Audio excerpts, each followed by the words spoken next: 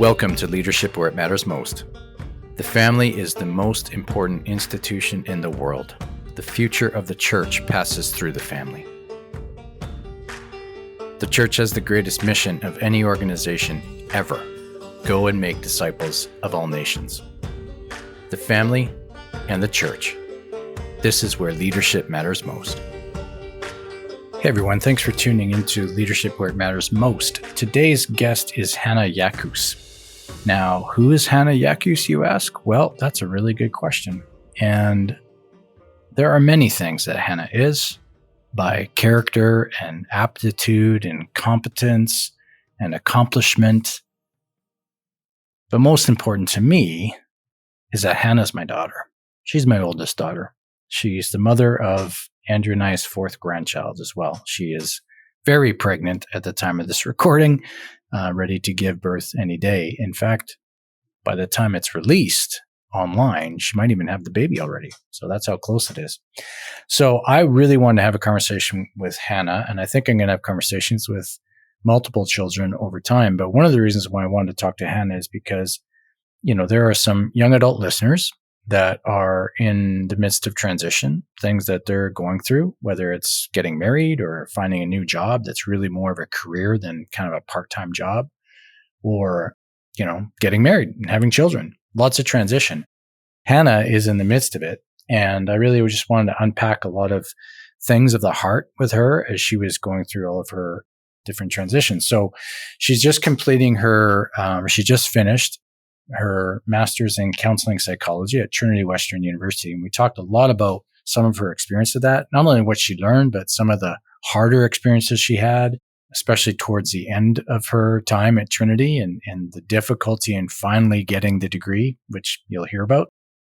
We talk about the BC regulatory body and how they handle counseling and regulating the industry, if you will, and how it's a little bit of a Wild West kind of situation because anyone can call themselves a counselor. But there are opportunities for those who have the education and formation that would lead to actual accreditation. So she does kind of walk us through that a little bit. We talk about what was motivating her desire to go into this, what was motivating her desire for the short-lived time that she got into social media influencing. We talk about, just the intersection of psychology and faith. We talk about her role at the parish and the gaps that she has seen in terms of leadership formation with pastoral leaders and leaders in the church community. So really rich conversation. I just enjoyed it. Kind of got lost a little bit just talking to my daughter. So it was good. I hope and trust this will be edifying, particularly for all the young adult listeners. Enjoy the episode with Hannah Jakus. My daughter, Hannah. How are you? Good, Dad. How are you? I'm very well, thank you. Thanks for coming on. I'm really excited about this. Aren't you? Would excitement be the word that you use to describe your experience right now? I'm excited, but I feel jittery. My palms are sweating a bit, but I don't know. I'm trying to just think it's a conversation with my dad, so we'll be fine. We will be fine. I am really looking forward to this. I've already done the episode introduction, so I won't do that again, but I know there's a lot of listeners that would know who you are, but maybe for some who don't. Hannah, who is Hannah Jakus? Tell us about you. Yeah. First and foremost, always the greatest identity is daughter of God. Also a new wife, a new mom to a baby boy that is hopefully coming any day now. Mm-hmm. Yep. And counselor, leader. I would say I'm still a student as well, just a student and learner at heart too. Yeah, and hopefully just a lover as well. So just to timestamp this, when Hannah says, mother, she's expecting. She is very close, literally any day, any hour. Hopefully not when we're recording. I actually, before this, I was praying. I was like, okay, Lord, like whatever you want, but maybe not right now. Maybe that not right now. Yeah. Exactly. It's any day now. So Hannah will be expecting. So just to timestamp this, by the time this is released, you might actually have a baby. We'll see. I guess so. Yeah. Yeah. Exciting times. Mm-hmm. So, Hannah, you just completed your master's in counseling psychology from Trinity Western University. Yes. So why don't we start that because it's very familiar with you. You've been engaged in it for a long time. So when did you know that you wanted to enter that program? That specific program I would say it was my last year of undergrad. So I always knew that I wanted to do psychology. Actually, since I was in grade 7, something happened within the family that I just was really drawn to the brain and everything that happens in the brain. And so my last year of my undergrad, I was finishing my honors thesis, and I was starting to just really consider the careers that psychology had. And it's kind of an unspoken thing that when you get an undergrad in psychology, you have to continue on to grad Hmm. school because that's where all the jobs are. And I really thought that I wanted to do neuroscience. And so I talked to a professor that I really admired, and he actually set me up with a neuroscientist at BC Women's Hospital. I don't know if you remember this. I came to I visit. remember this. You betcha I do. Yeah, I came to visit you at work. I think we had lunch, and then I walked over and I got to meet this wonderful lady. But within like 2 minutes of the conversation, I almost completely checked out because I was like, this is not what I want to do at all. Her job, and this isn't generalized to most neuroscientists, but her job was to read brain scans. Patients didn't even have names, they had numbers, deliver news to families, and go do the same thing and kind of leave families to process whatever was on those brain scans. Hmm. And in my heart, I was like, oh my gosh, who is with those families that get these horrible or good news to their 4-year-old, to their 40-year-old mom, to whoever? And I realized that where I really wanted to be was with people in their suffering and with people when they are dealing with distress, dealing with life transitions, dealing with grief, all the feelings that come with just lived experience. And I knew that was counseling. And so my final year of my undergrad, I decided to take all the pre-counseling courses just to give me a better chance of getting into grad school. And I think I applied within 2 months. It really worked out. Definitely God's will was there, that the timeline of when I decided to do this and when I could apply was in 2 months. And then February of my last year, I was finishing my final thesis and then I got the letter. Hmm. Yeah, that was definitely an experience for sure. Do Yeah. you want Yeah. to say more about that? Do you want to talk about it? Always. Hmm. I think I just got the letter. I wasn't even finished my undergrad yet because it was, well, the letter was, you're accepted with contingent that you continue getting the grades you have, you finish all of that. I remember running downstairs to mom and like freaking out. She was like, "What's wrong? Oh my gosh, what's wrong?" And I was like, Hmm. "Nothing." And then I just started crying. And I'll always remember this because she just looked at me and she just said, "This must feel so good. All your hard work has paid off." And I just like hugged her and I just like collapsed and I was just crying and laughing and she was just holding me and it just felt so good. Yeah. Wow. Yeah. I want to go back to that experience with the neuroscientist because Mm-hmm. sometimes when I'm helping men get clear on their values, their personal values, so they can live a real kind of passionate, integrated life, I do an exercise which is to either kind of evaluate an experience that was like a peak experience whereby you were really living and embracing a value that you have, whatever that might be. The other is a valley experience where you were experiencing something whereby the values that you have were almost being violated or just not honored. And so I just want to pause and reflect on that experience with a neuroscientist because it was almost both. It was like, clearly, this is not something I want to do. But at a deeper level, there was something stirring within you, a value whereby you were concerned that, families weren't being met. How are they doing emotionally? Like, is that a good lens to kind of put some language around that discernment for you, that experience of discernment? Oh, yeah, absolutely. I think the checking out was the experience of the value not fitting. Hmm. But then I think after on reflecting and like feeling bad that my professor had lined this up for me and I just completely, it was like a 5-minute conversation that I was hoping would be longer. After reflecting on it, I think I asked myself, why did I check out in the first place? Why was I so restless? I think was the word with what we talked about. And that's where I think after reflecting and a lot of thinking, the value the values that matter to me kind of came more forward for sure. Awesome. Okay. So, I mean, you're done. You've got your master's. I saw you walk across the stage. It was beautiful Yeah. with, it was wonderful. But when you look back on it now, because that was a long time ago. A lot of life has kind of crossed under the bridge. Was everything is exactly how you expected it? Maybe what was a surprise in that journey? Yeah. Yeah. There is a lot of personal stuff amidst the academic as well. The jump from undergrad to grad school, I don't know how my professors in my undergrad could have prepared me for that, because I think the first thing I was reflecting on was you go from being an undergrad and you're pursuing a master's degree, and so you're in a small honors cohort.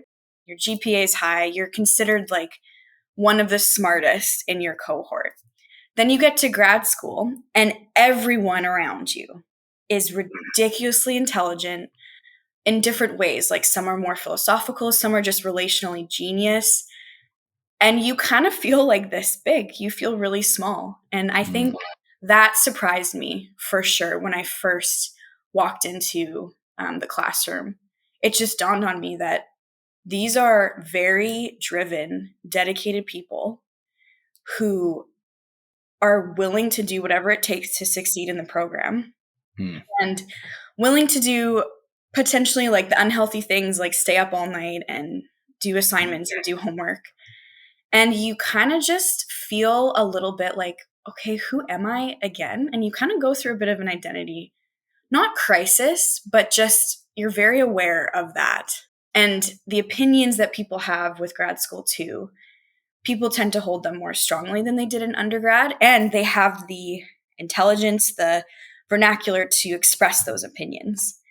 And so then you're thinking, what do I actually believe? What do I think of this? So that was one thing that really surprised me, especially the first year, and humbled me for sure.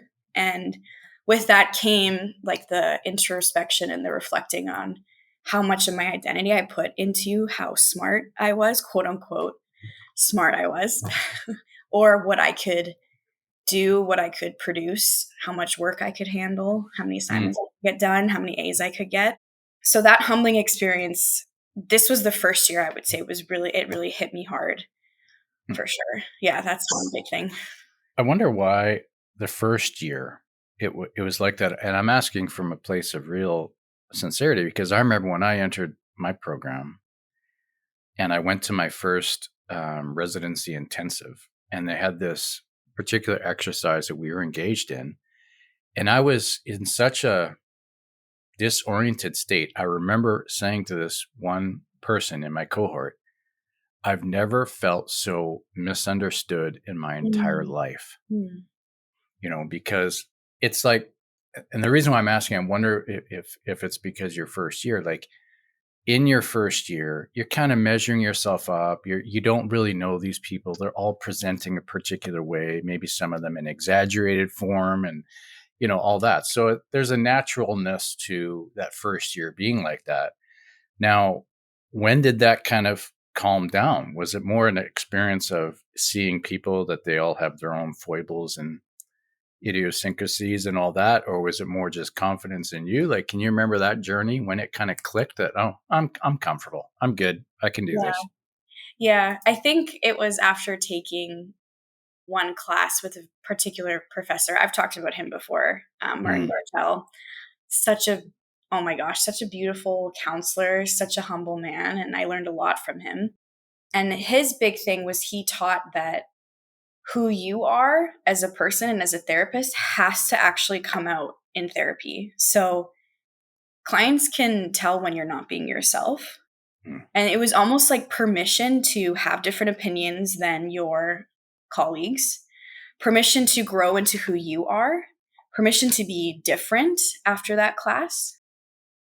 And with counseling, I think they do a really good job at Trinity to tell us that who we are is like 70% of the therapeutic relationship, and to not be ashamed of who we are, to acknowledge our biases, And so when you're given permission to do that, you kind of step into it more.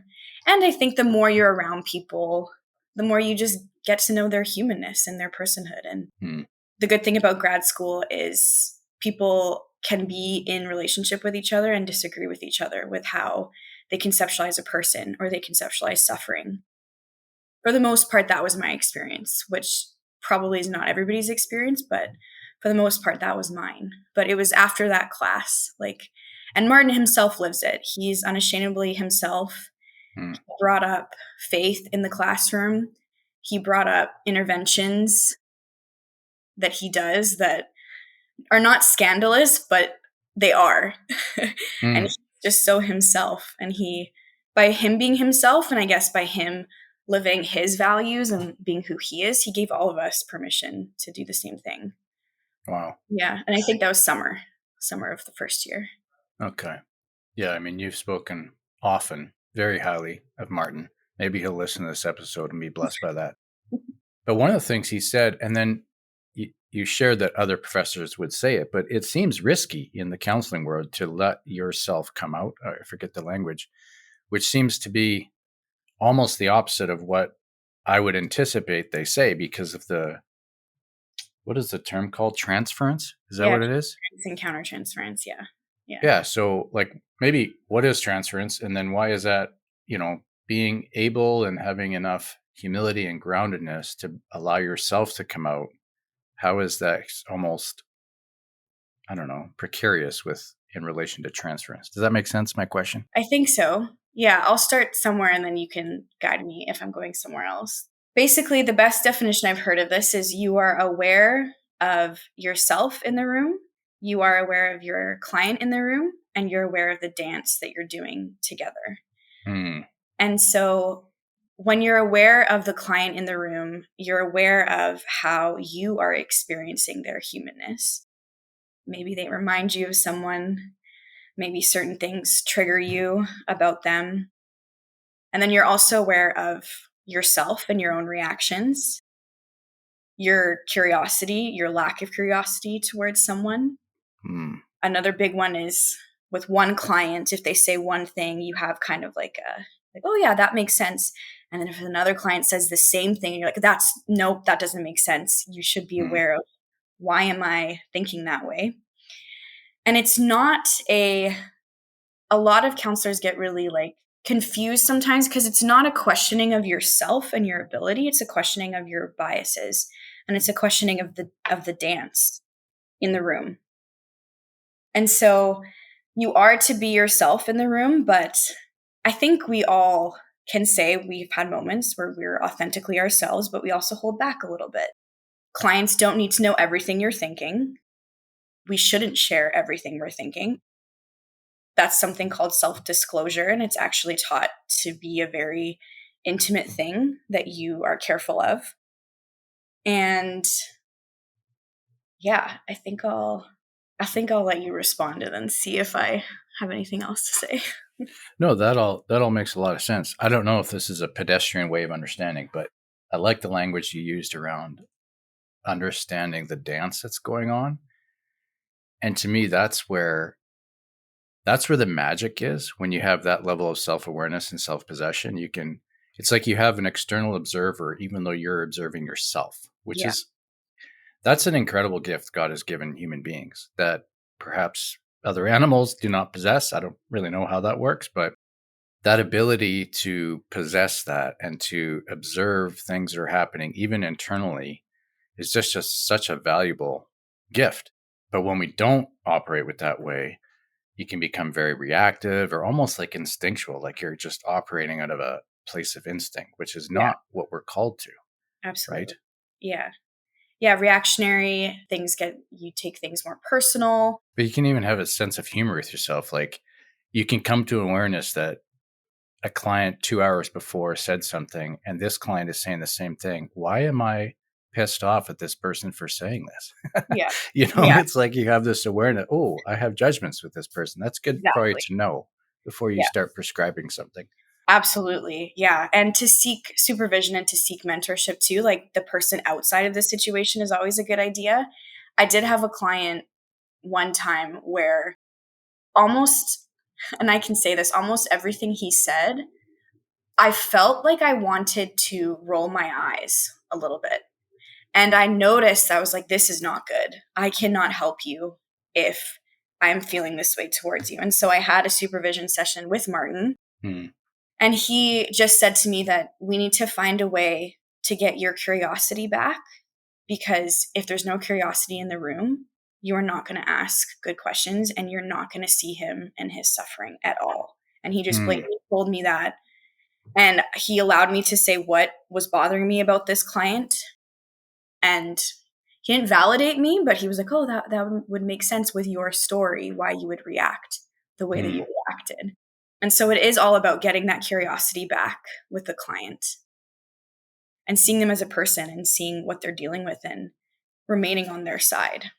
That reminds me of something that Jordan Peterson said when he talks about, basically says, if you're not finding yourself really curious with the conversation you're having with the person in front of you, then you're not listening hard enough, because every person is, and their story is magnificent and unique and all that, right?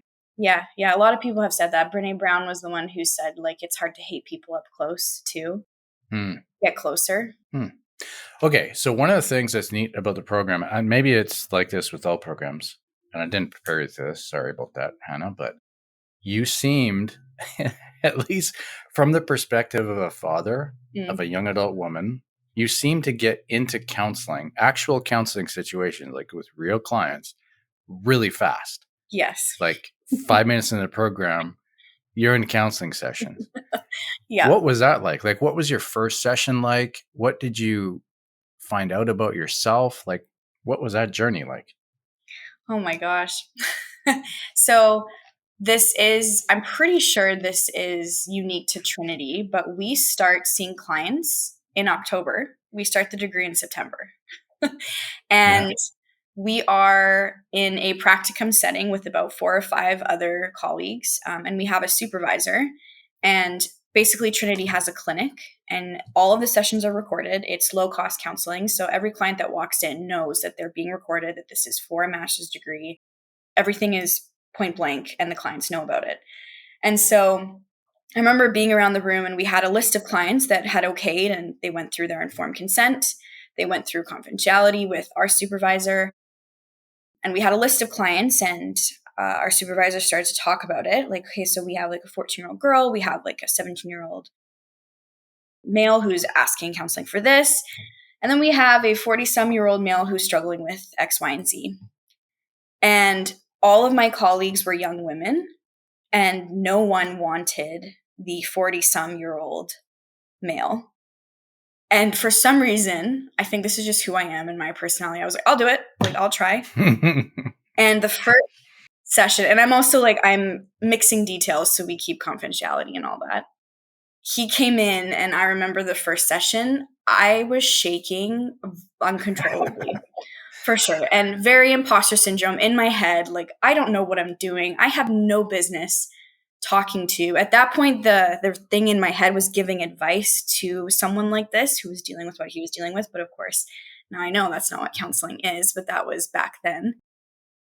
And I remember being so upset that I was so nervous that I actually threw my clipboard down. Because when you're nervous, you start to like I have my clip here that I need if I get nervous. And so I started to fiddle with my clipboard, and I got mad at myself with how nervous I was. And so I threw my clipboard down, and I leaned in, and I just started asking him things that felt real and felt true. But I forgot that I was being recorded. I forgot that people were watching me. And I was just like, okay, it's just you and me in the room. I'm just going to try this. Like, I'm just going to see how it goes, like person to person. And then when I left and I went back into the room, my supervisor said I did a good job, which, of course, when you're new to a situation, you just eat that up. No kidding. So, yeah, it was definitely very scary, but I love that Trinity does that they really throw you in, because it's not textbook. Counseling is not textbook learning. It's being with people and real people who have real problems. Yeah. Wow. That I remember you sharing very discreetly, keeping confidential and all that, but about that experience. But I don't remember the clipboard thing. Yeah. So what was going on there? Was it just like was it a holy frustration? Like, I don't want to be in shackles and chains Mm. worrying about this. I just want to be free. So I'm just gonna go for something, and if it's right, great. If it's not, I've learned something. I guess so, but I think it was also just how could I be free to be myself and therefore help this person in front of me if I'm so wrapped up in my own anxiety and in my own worry? Hmm. And I think I realized in the moment what was making me so anxious was this list of expectations that I had to do, which right when you get into grad school, it's a long list of expectations that you have. Mm-hmm. And what I had written on the clipboard was after reading the case, I had written questions beforehand to ask. Mm-hmm. And all of a sudden in that moment, this could be like another value thing. I was like, this doesn't make sense. Like, this means I'm not listening if I have all of these questions beforehand. But being a new graduate student, I was like, oh, this is what I need to do. I have to be prepared. I have to show that I care. But it blocked the Mm. conversation and the dance in the room by me being too prepared and me feeling, oh, I will feel prepared if I have this, forgetting that I am sitting in the presence of another person. Wow, that's really interesting. There are many times, I'm sure, where people struggle with the same thing. Many leaders are put in uncomfortable situations where they don't feel prepared. Mm-hmm. So the very act of preparing, if it's done too much or whatever, can leave you blind from what's actually unfolding and actually responding in the moment the way you should. Yeah. Which, when you look at the life of Jesus, I don't think he was ever, sitting off by himself making notes about what's going to happen. He No. just responded, right? So some of that has to be just the grace of being grounded in who you are, who you're not, and being okay with everything. Yeah. Yeah. One, and also like calling on the Holy Spirit too in those moments, like just a really brief under your breath, come Holy Spirit, tell me what to say, tell me what to Mm. do, all of that. I think even motherhood is people ask you questions out of like a nicety and they're genuine, but even those questions are very interesting with how prepared you should be to have a new baby in your life. Yeah. As if you could be prepared for that. Yeah, exactly. Okay, we could probably move away from your time, but is there anything else that you'd want to talk about just in your journey with your master's program? Maybe some of the harder seasons you had to go through, or I don't know, some lesson you learned about yourself. Anything else? I mean, the final exam part, I could talk about that. I don't know what kind of questions you want to ask for that, but you Why were don't we right talk about the very first time you and I was in the car there. giving Yeah. you a call, not knowing what the heck was on the other end? No, go for it. Yeah, it's good. Yeah. Well, okay. So, this to provide some context, Mark and I got married September 14th. I was to take my final exam October 1st. We got back from our honeymoon September 18th. And then I found out I was pregnant September 30th. And October 1st, the next day, was my final exam. So right away, I was trying so hard to stay focused, but I couldn't. I was so excited also, and nervous, and scared, and so many other feelings. And what they do is they give you the exam on like a Friday morning. You have all weekend to prepare. And basically, they give you like a case, they give you a client, and they ask you to speak on various things, ethical and legal implications. They ask you to conceptualize the suffering based on your theoretical orientation that you are choosing to practice from. And you prepare as much as you can, 6 questions that probably have 12 questions within them that you have Mm. to talk about. And it's an oral exam, which I don't mind doing, but I find that at least I think I write better. And so that was already pretty nerve wracking for me. And then so I walked into the exam. I thought I killed it. I thought I nailed it. But then they called me back and they said, yep, you passed with revisions. And I immediately felt like I failed Mm. because passing in revisions in grad school just doesn't sit right. it just was, again, another very humbling experience. And as they were giving me feedback, I felt so misunderstood.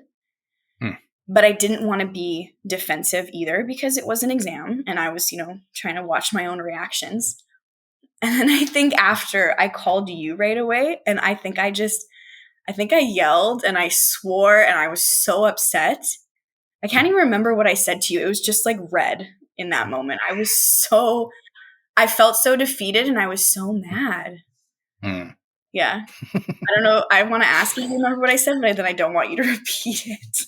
No, I don't remember exactly what you said, although if I thought about it for a moment, I might. But you were very frustrated. Yeah. Yeah. I mean, angry, frustrated. Yeah, there was a lot going on there. Mm-hmm. But then I did it again. Like I did the revision piece and I had to redo it. And I was like, what does pass with revisions mean then? So I had to redo it. I had to redo this exam in some form 4 times. Yep. And the 4th time they say if you don't complete it, you have to wait another semester to graduate. And by then, like the 4th time, it was November. I was supposed to graduate in December. I was in the thick of first trimester, like nauseous and sick, feeling like a horrible wife because I couldn't cook anything. And also newly married, like also that transition of someone else is here all the time and in my space all the time. Yep. All of those transitions were happening while this was happening. And it was hard. I think I went from feeling defeated to just kind of feeling numb. Yeah. And I don't think I've ever felt that before.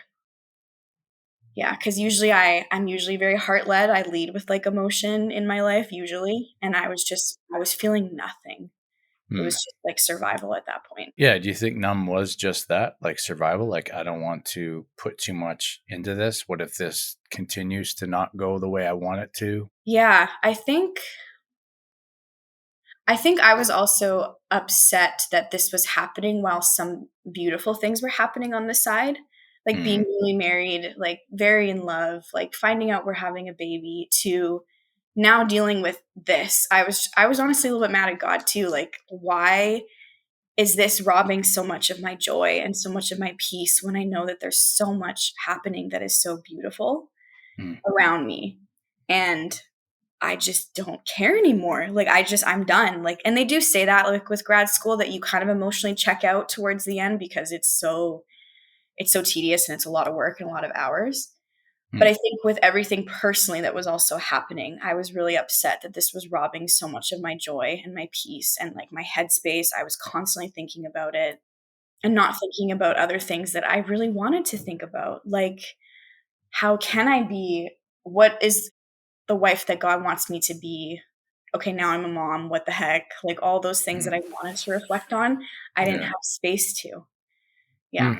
So it was almost too much that I went numb instead of like the opposite. Some people go like the overreacting, the emotional. I just went the other way, just numb. Yeah. So there's this phrase that's out there, common vernacular, about, when you go through an experience and then somebody either jokes about it or wants to talk about it, and you say too soon, too soon. And I think there's a secular understanding of that somehow the passage of time will allow healing, or I don't know what it is. But I think as Christians, we can say that too soon, but the full statement is too soon because I don't know what the Lord was up to in that yet. Yeah. Because ultimately, he is the author of everything and he allows these things to happen. So is it too soon to see the Father's hand in that? Or is there some understanding now that you have? It's like, okay, maybe this was the benefit or this was whatever. But I didn't prepare you for this. So maybe it is just say, too soon, Dad, shut up. I don't know. I think also the too soon thing is, and this is also like a counseling thing, there will be moments in everyone's life where the time to process is not now. The time to think deeply is not now. So like a very classic example of this is like a client will come in and they're dealing with getting evicted, and they also want to process their mom's trauma in childhood. There is some beauty and wisdom in saying, let's deal with like this eviction problem first, because if we go down this path of processing, it might be too much too soon. And so that, I would say now, with that situation, I always try to like reflect on these things, especially if I start questioning, my father in heaven and all that, like, which is a good thing. Like, it just means we're going to get closer after this because I'm going to understand why he did that. In that season, I had no idea how much Marco had cared for me and picked up things around the house without any sort of complaining and without any comments of like, this is not what I thought marriage would be. Like, none of that. I felt very cared for by him. And the way that he held my frustration and didn't take it personally, and I broke down in his truck in the garage, and the way he just sat there and just listened, I think that was part of the situation. Was my reflection with marriage is, what can I do? What can I produce? How can I do this? But I'm learning very slowly that I am not good at letting other people care for me. And I am not good at accepting help. And it actually hurts people close to me when I don't let them. And so that was a big thing when I look back. That was a couple months ago. I just kind of had a realization that Marco really cared for me in that crisis. And I'm sure he did so many things that I didn't even see either. Yeah. And that's been a common theme too, is allowing people to care for me and love me. And when I don't, it hurts my relationships. Yeah, that's one thing. Other stuff I'll keep to myself. Fair enough. That's a beautiful reflection and good description of a good man that you happen to be married to. Yeah. He's awesome. Well done, Marco. I'll show him this part. Just this part. Okay, so we're going to have an abrupt change in our conversation. I want to allow you to kind of explain to people the varied nature of regulatory control or oversight in sort of counseling and in psychology, because it's all provincial jurisdiction stuff. And BC, to those who know people in counseling and touch it regularly, we understand that there's actually no regulatory body in BC. No. So maybe help people understand, what the heck does that actually mean, and how does that impact the industry? Yeah. Okay. So first, you're right in that each province kind of makes their own decisions with this. So there are provinces in Canada that are regulated: Ontario, Quebec, Nova Scotia. And so what the lack of a regulatory body, this is kind of what I understand it to be. I'm still quite new to this as well, so hopefully my language makes sense. But there is still confusion, disagreement among what educational requirements, other policies, other requirements are needed for counselors to practice what they practice. And so BC currently does not have a regulatory body, but it does have something called the BC ACC, which you can apply to be a member of. And I have applied to be a member. I've actually been approved. July 1st is when I get my number, where I'm a registered clinical counselor in BC. And what that means is there was a list of requirements that I had to prove that I had to be a part of this particular membership. So those things were a master's degree, which is 3-4 years of school. You had to have X amount of hours. I can't remember exactly, but different kinds of hours, like one-on-ones with clients, group hours, video sessions. You had to have a minimum of 100 supervisor hours, meaning that you were sat down with a supervisor and they critiqued, gave feedback. And you have to hand in all your transcripts, which includes particular courses that they deem this is what you need to be considered a registered counselor at the BCACC. You've had to take ethics. You've had to know like the legal implications of counseling and have a certain grade in that class. And then once all that's done, you send it in, and then they will email 2 of your supervisors to send in recommendation emails. Oh, wow. Yeah. And there's particular questions that they have to sign, and they have to send it back. It's like, it could be like a 6 to 8 month process getting all this paperwork together. And then after that, the final thing is once everything's sent, you have to hand in a criminal record check as well. And so after all of that's done and they've reviewed it, your application is considered approved or denied.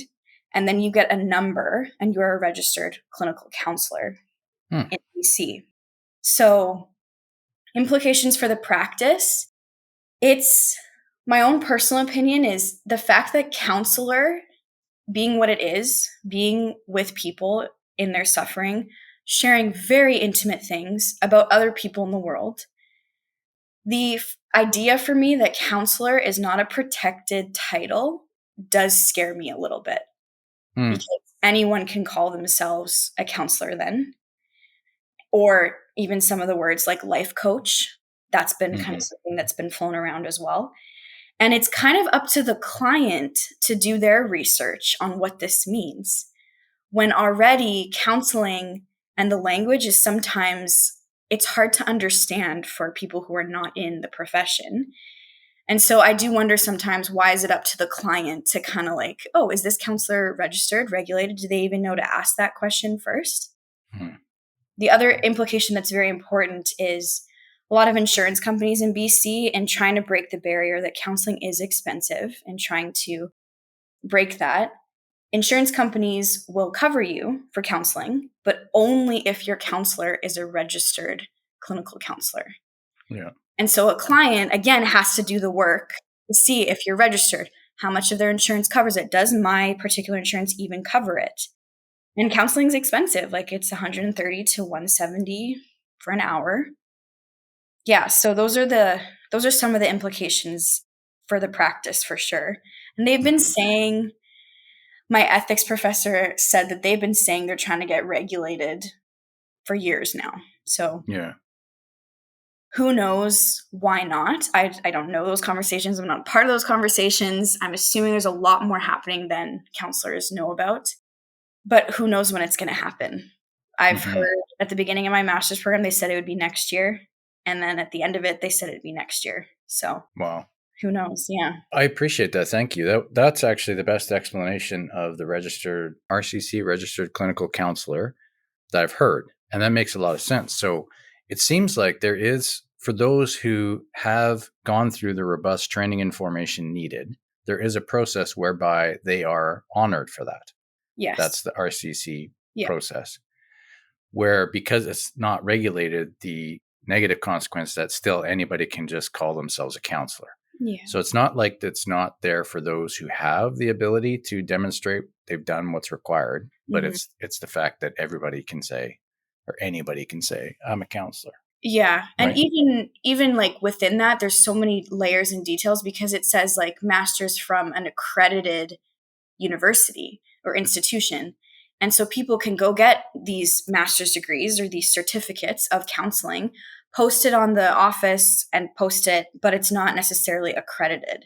So there's so many details and layers to it that it's unfortunate that there's so much like psychological jargon that I would argue that a lot of clients who just want help just don't understand.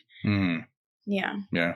And Trinity has a very good reputation and credibility in this space. They do. Yeah. Yeah. They do. Part of the reason why I wanted to go there. Yeah. They have a good rep. Okay. Great. Thank you. That's really good. Where do we want to go with this now? Should we talk about social media? Sure. So my daughter Hannah had a short but very intense experience in being a social media influencer. You probably still are. Definitely not. I would not use that language. But why don't you just give an overview of kind of what you got into, why, what it led to, some self-awareness about that experience. Is that a good general enough segue? I think so, yeah. So this was during COVID, actually. So almost prime time to become, as you say, a social media influencer. I think we all were social media influencers with baking our breads and making our coffees and all that. That was a crazy season. Oh yeah. my Lord. Yeah, everyone was on their phones. But how it started was actually like selling products online, selling health products online, which I don't actually like to talk about because I still feel a bit of shame with that because a lot of the products were health products, and like I would be posting pictures and things that triggered a lot of things. And as like someone who was interested in counseling, it just kind of felt like this doesn't feel right anymore. Like this, I'm posting this stuff on social media. I'm adding to the comparison trap. I'm not doing something that I like, but I did make some money on the side. Mm-hmm. And so I flipped it and I changed it to actually writing, starting a blog and then writing. And by then I think I had almost like 4,000 followers, something like that. And so the writing just kind of took off. And I wrote about so many different things. And I would write on the Instagram captions, then I'd write on the blogs. I tried to keep up with making reels and all those sorts of things. And I've kind of started to focus on like things that were going on in the world. So COVID was happening. And I noticed that I felt listened to by a lot of people, which I think with social media is kind of a catch-22, because are people actually listening to you? And it felt good, like with people messaging me, asking me to speak on certain topics. My posts would get shared. Companies would actually start asking if I could promote certain things. Actually, Sanctuary Mental Health, I think they're in BC. Mm-hmm. They asked me to promote and they paid me for it as well. And because I was starting to speak on mental health a little bit more too. And I got free things. People sent me stuff. Like, it felt good. I felt like I was like, oh, like I'm actually doing something with this. But the turning point was when people started to ask me to speak on certain things that I didn't feel comfortable or even right speaking on these things on social media, with disembodied words, not being able to hear the tone of someone's voice, the body language, not being able to hear context or story or like where people are perceiving what I'm saying. And people would actually get upset if I didn't post about certain things and didn't share certain things. And I would like read my DMs and some of them would get really angry and upset. And they would say things like, if you're not posting about this, we know what you believe. I'm not following you anymore. You just lost a follower, that sort of thing. Wow. And it became like a question of, am I living this life on social media for other people and what they want to hear? And I was on my phone, I think like 13 hours a day, writing and responding to DMs. And even that just felt so not what I wanted to do. It started to feel like a waste of time. And it just started to feel like social media was giving an ego boost of like, I have something to say. People want to listen to me. That was quite false, because it was based on what people wanted me to say. And if they disagreed, they would be very vocal and open about it. Is it hard to talk about? Like, this is, I know you and I have spoke about some of this, but is it, is it hard to talk about? Not really, no, because I think social media has, and everything, social media, AI, all of that, like there's some beauty with it, and God's allowing it to happen for a reason. But it just didn't feel like me. And honestly, the more I did counseling and the more I was in that world, the more private I felt like I wanted to be as well, which included like posting certain people and also posting certain opinions. Because then I started to think, if a client stumbles upon this Instagram and sees what I believe about this situation, are we going to be able to be cool with each other in the room? And so I started to just see it almost more as a barrier to being with people and like doing the job that I wanted to do. And the idea of like, I have something to say, like people are wondering what I think about these things, it wasn't as attractive anymore. And I think that was just a young Hannah mindset as well, where, you want to be seen, you want to be known. And that was how it was showing itself, I guess. Yeah. I was recently in Edmonton at a conference, sort of Catholic AI, I guess you can say. Not like AI that is Catholic, but a Catholic perspective of artificial intelligence and all that. Anyways, and maybe you and I have talked about this, but they showed this slide, and I'd known this before, where Harvard Business Review has done kind of an 18th month study. So it presented some results from this study they did, and then 18 months later, they presented a similar study with the results that they had. So essentially, they presented the 64 most common uses of AI.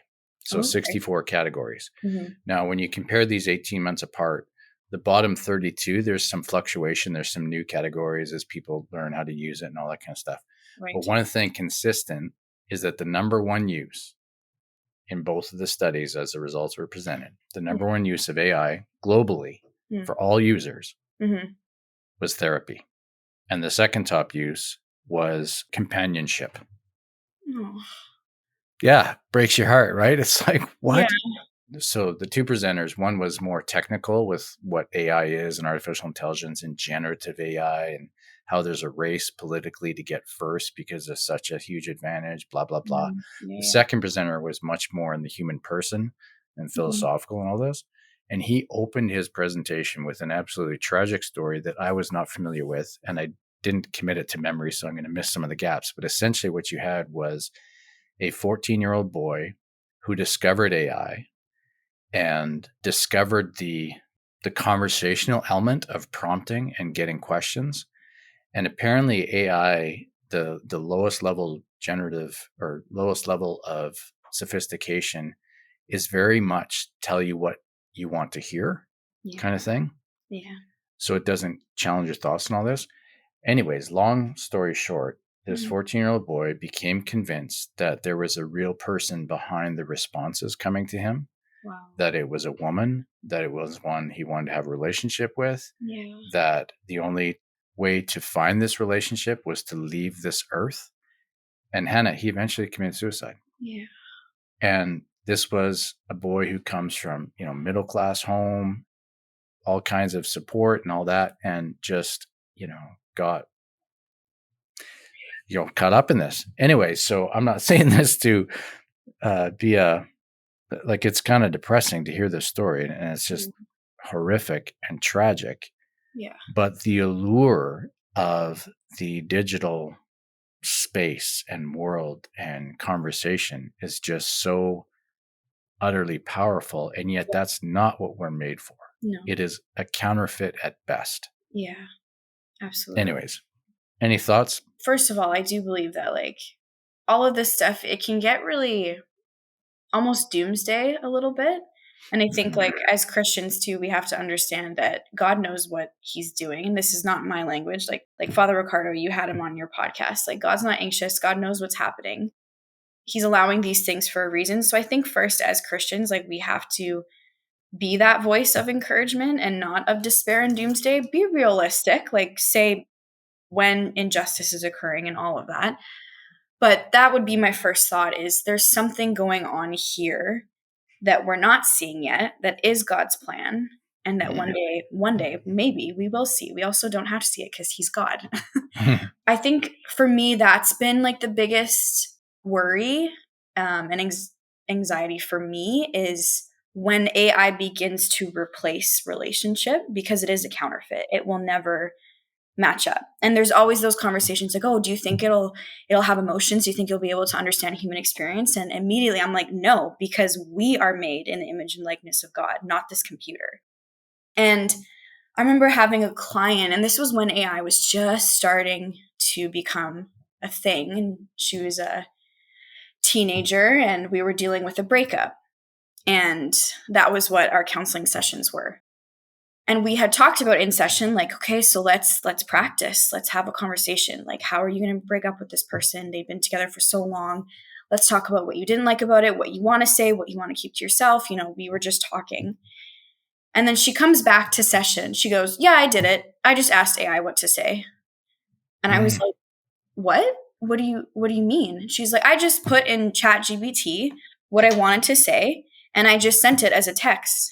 And I immediately was like, oh no, processing breakups, especially at the age that this client was, is so important for relationships and so important for your future relationships. Being able to sit with feelings, being able to take from that relationship what you want to repeat, what you don't want to repeat. And it was just not an easy way out, because I'm sure there was a lot going on for this young person. But I was very disturbed in session, and I didn't really know where to go. And it was, the client had dealt with this problem with no emotional experience in it at all. And that's when I was like, okay, that's scary. Writing an email that you don't know how to phrase, that's fine. ChatGPT, go nuts. But the emotional experiences of life, taking that over, that's scary for sure. Yeah. Yeah. I mean, Zuckerberg apparently has said that AI is, he says, quote, I don't see AI primarily as a tool. I see AI primarily as a companion. And so when this was said during this conference, my mind, whether it was grace of the Spirit or not, I don't know, but it went to Genesis, when we see in writing God's design for humanity, and that, let us make a companion suitable for him. Right? That's the ideal. All these things are such a deficient counterfeit. But it's not a surprise, because when you think of, we're going places I didn't prepare you, that you think of the pornified culture in which we live, and how sexuality is not the intimate expression of mutual love between not just consenting, but unified people. It can just be truncated from all that, and just an experience of whatever, something so not the fullness of what God had designed. Like, that set us up, like decades of that normalizing that experience set us up for now AI, where it's not the sexual experience, but one of emotional companionship. Like, but the opportunity here, and I like how you said it, like, God is writing a bigger story. He is always writing a bigger story. And the good news is that eventually people are going to come to see this does not satisfy. Yeah. And that's when we in the church have the opportunity, because we're experts in humanity, Pope Paul VI said, St. Paul VI, where we can shine, And again, this is why the evangelical nature of the family is so important, because that's the primary unit. That's where the longing for, or the recognition of counterfeits, I think, begin. Yeah. And I think that's where a lot of like these human debates happen. One of your questions that you were thinking of asking me was, does everyone need a counselor? Oh, yeah. I just thought that was a cheeky question, because it's the idea that everyone needs a counselor is because people's support systems are not there. And so they'll go to a counselor.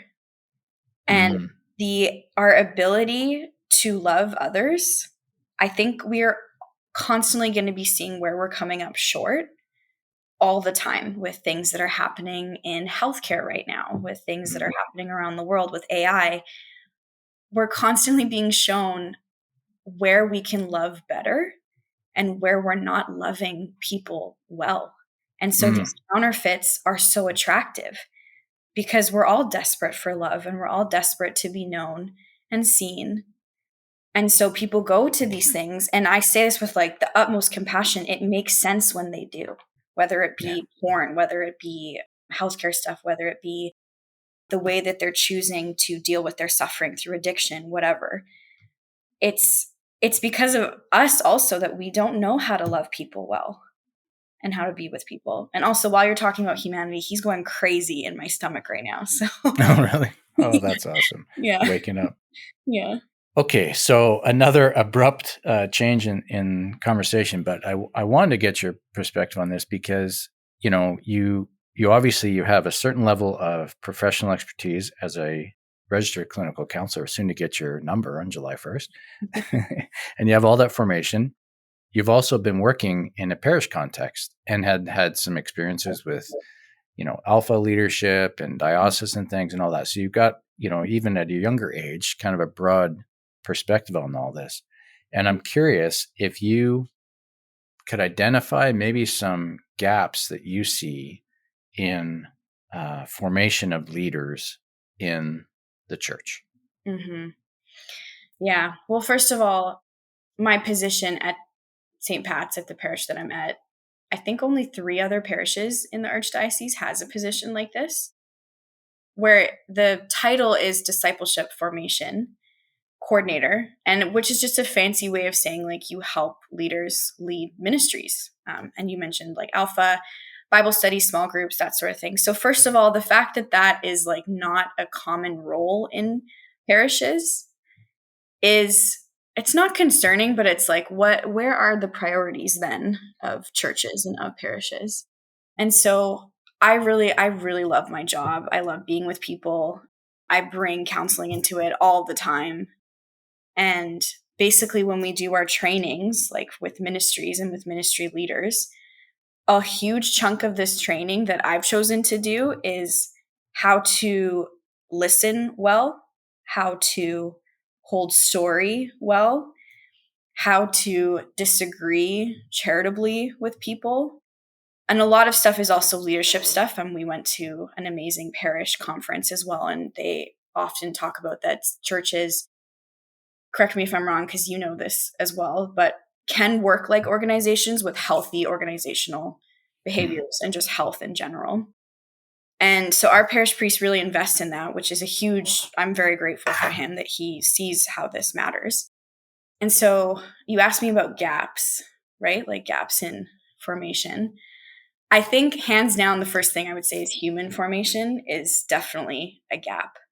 I think we do well with like spiritual formation, but I think the human formation is lacking considerably in churches and in leadership circles. Often the struggles or the conversations that I'm having, when I get down to it, when I like ask all my questions and like really understand what's at the core of this, it's a human thing. It's not, it's hard to say it's not a spiritual thing because I think they're both together, but I hope you know what I mean by that when I say like human formation. Yeah. Yeah, absolutely.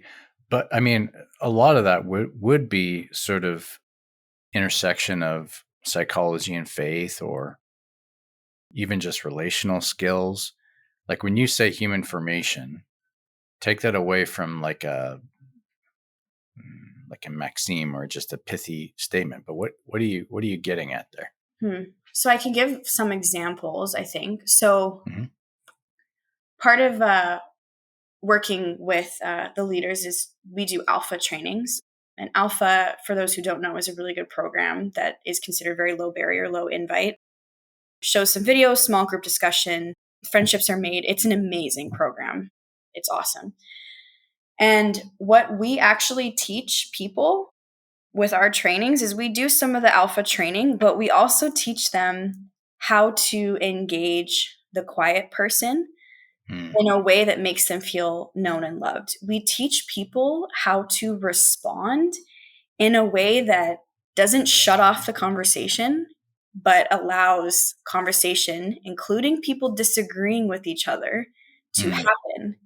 And I even said last training, like there was a lot of commotion about like, what if people really disagree? People are constantly bringing in politics, like all of this. And I just kind of said the success of an Alpha table is not whether everyone agrees with each other at the end of it or not. The success of Alpha is that everyone can be themselves and can ask questions and can debate and can question. It can still be in the presence of other people. So we teach that with Alpha. We also are like, when you answer a question, how are you the voice of the Father? And where's your view of the Father coming out in a way that maybe is not helpful for this person to hear? Why are you so uncomfortable with someone disagreeing with Catholic theology? Why are you not more curious about why that happened, their story, their context? And one new scenario that we went over was when someone turns you off, how are you going to maintain that curiosity for the person? So again, it's counseling. It's like And so we teach that. So that's an example with Alpha. And then also with small groups and faith studies, we teach people how to hold certain opinions that don't match like the same thing, or to recognize people's foundations of how they perceive God as Father in their own fatherly, earthly relationships, which a lot of people, they know about. I think we know that there's an association there, but we just don't like to talk about it, like outwardly in churches. That there is an association with fathers, with Mother Mary, with so many things. Like we associate the metaphysical with the physical because that's how we try to make sense of it. And so we try to like talk about that and like really bring out the human in it.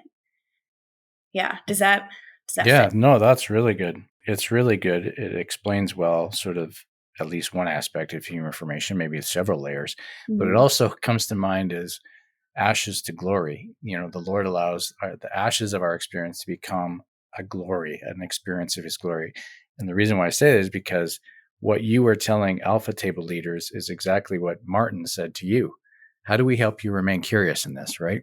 Yeah. So it's like kind of a low point, but it's like through God's grace, Totally. it turned into something very, very good. Yeah, totally. And I think the last thing I'll say too with human formation that I think is important in ministries is like boundary setting and having boundaries, and understanding that spiritual trauma is a real thing, and understanding that church as safe place is not everyone's story, and loving people where they're at. Like that's also huge too, especially in ministry. I think ministry can be, if you're not careful, just a lack of boundaries everywhere because it's service and it's, I'm giving my time to the Lord, but it's like, okay, if you're saying yes to this, what are you saying no to that maybe you shouldn't be, like family stuff, like other things? All good stuff. You're a smarty pants. No. So I had asked you a number of other questions, but our time is out. But I'm wondering if there's any of the questions I asked that you haven't had an opportunity to answer. If there's something that you know what, Dad, this has to come out. I got to say this. Anything come to mind? I did like your question of, does everyone need a counselor? Yeah. It was cheeky, but I thought it was. So Hannah, does everyone need a counselor? So cheeky, but I think everyone needs relationship, and this kind of goes back to like our AI conversation, and needs a support system. And a lot of communities and cultures, you're kind of born into it. You have people around you.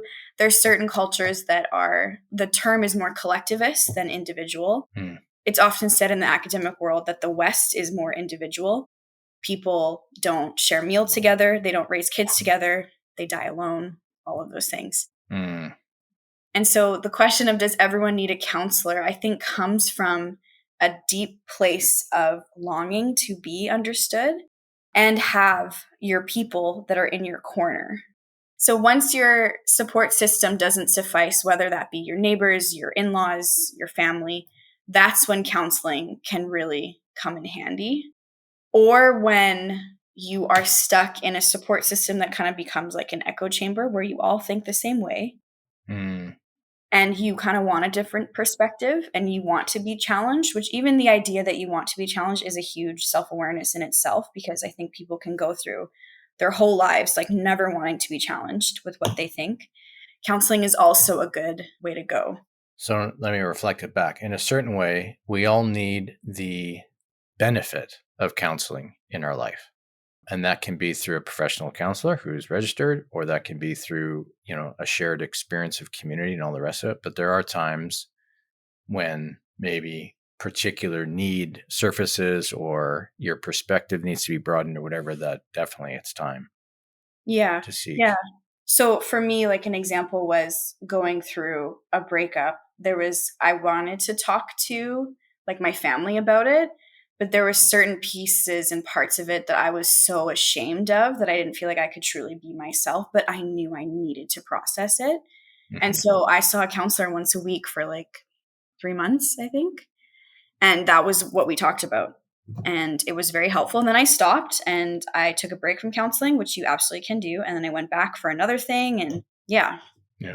I think a lot of the negative impression or mystique or whatever around counseling, like basically when you go to a counselor, you're suicidal or, whatever. I think a lot of that is starting to go away. I think Yeah. a lot of even you look at the campaign that, is it Bell or Telus? I forget who, but once a year, and a lot of it is speaking to people to just normalize the experience, particularly to men who just bury it and whatever, right? So anyways, a lot has been done. A lot of positive things have been done to make it more part of our normal experience, as it should be, because we all need counseling. All right, Hannah, you survived. You were nervous.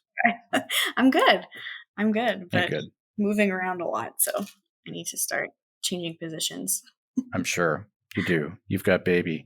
So, thank you, Hannah. Thanks for making time. I know it's a crazy season because you're ready to give birth. You're off work now officially on mat leave, and you're about to have a little baby, which we get to welcome into this world. Yeah, crazy. What the heck? Any day now. Hopefully, yeah. It's okay. You're not ready. I'll never be ready, and it's fine. That's the whole point. It's the adventure. That's Were you what makes ready it beautiful. to have 8 kids, Dad? I don't think. Oh my gosh. Good thing they come one at a time. No, not ready. And I was the baby of the family. Yeah. The first diaper I changed was Jacob's. Yep. So is Marco's going to be his first diaper to change will be our kid too.